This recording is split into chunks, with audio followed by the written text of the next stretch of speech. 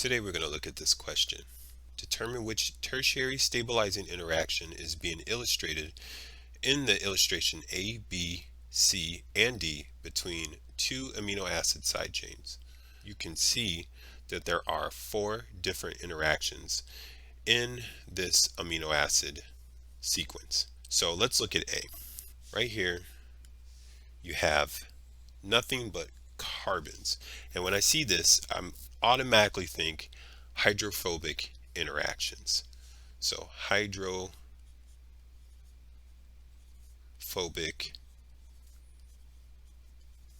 interactions.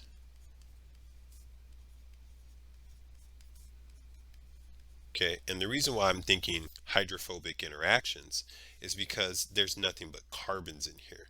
Hydrophobic interactions take place with non-polar molecules. When they're placed in water, they don't like to be around water. They like to interact with themselves more, so they bunch together.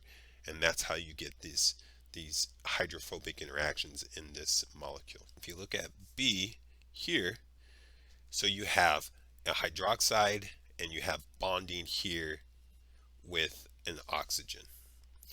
Automatically, I'm thinking of hydrogen bonding on this one. Hydrogen bonding. Whenever you have nitrogen that's interacting with a hydrogen, an oxygen interacting with a hydrogen, a fluorine interacting with a hydrogen. Now these molecules here could be a part of a whole nother different molecule. So this could have, like something else on it. You know what I mean? So like this. Or this could be just, hydroxide, or this could just be,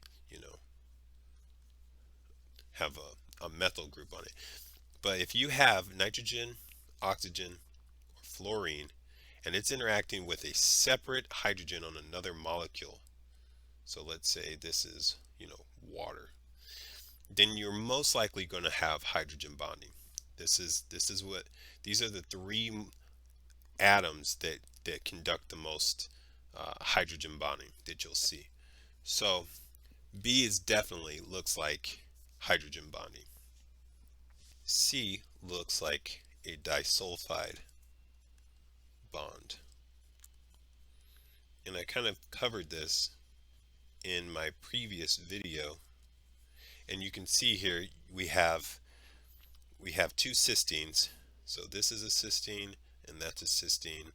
They're making a disulfide bond with their sulfur groups. This one here, this last one, D, that is going to be ionic bonding.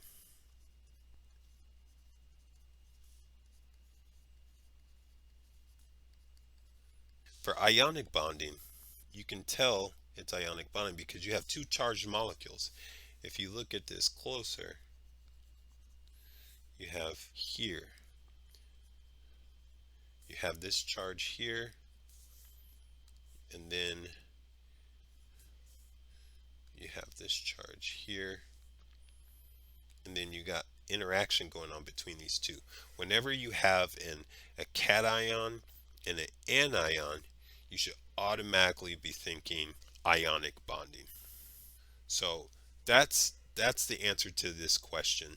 For the sake of time, I'm keeping it short, but if you want to look at a question like this and answer it quick, if you see long strings of carbon and they're interacting with each other, it's most likely going to be hydrophobic interactions.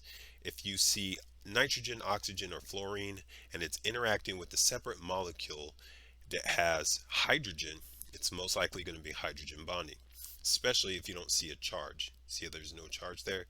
If you see 2 sulfur groups bound across 2 molecules, especially when we're talking amino acids, we're looking at cysteine here, we're thinking disulfide bond here.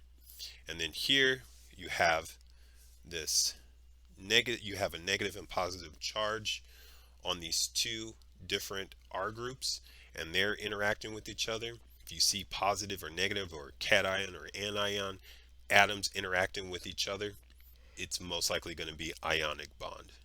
So that's how I answered this question. If you have any other questions then leave them in the comments and I'll get to them as soon as I get them. And thank you for watching, and I'll see you in the next video.